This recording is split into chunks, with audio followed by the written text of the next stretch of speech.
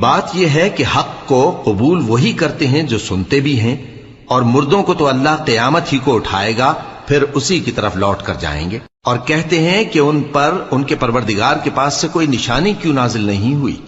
کہہ دو کہ اللہ نشانی اتارنے پر قادر ہے، لیکن اکثر لوگ نہیں جانتے۔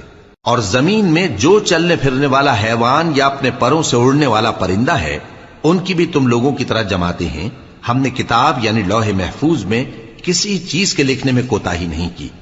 پھر سب اپنے پروردگار کی طرف جمع کیے جائیں گے، اور جن لوگوں نے ہماری آیتوں کو جھٹلایا وہ بہرے اور گونگے ہیں، اس کے علاوہ اندھیروں میں پڑے ہوئے ہیں۔